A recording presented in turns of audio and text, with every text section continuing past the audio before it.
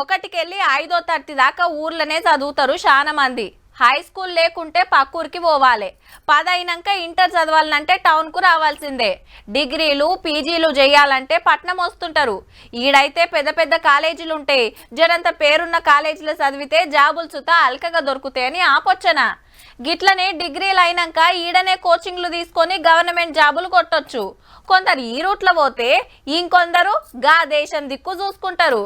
అయితే అమెరికా కథ ఎట్లుందంటే దొంగతనంగా ఉంటే వాతలు, పోయేటోళ్లకు కోతలు. రూల్స్ తప్పి బతకబోయినోళ్లను వాపస్ మర్రగొట్టే కార్యం దిగ్విజయంగా నడుస్తుంది కదా. ఇక స్టూడెంట్ వీసాలు గోష్ఠుడికిన జోరుంది.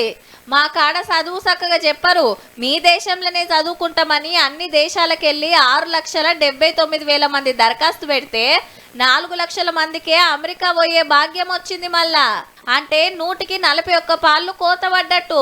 మా నోళ్ళ కాంచెలి పోతోలు సుత 100కి 38 మంది తగ్గిండ్రు. 10 ఏండ్లల్లా ఎన్నడు గింత తక్కువ మంది పోలేదట. ఆడైతే పెద్ద పెద్ద కాలేజీలు ఉంటాయి, చదువు మస్తు చెప్తారు, మంచి మంచి జాబులు వస్తాయి.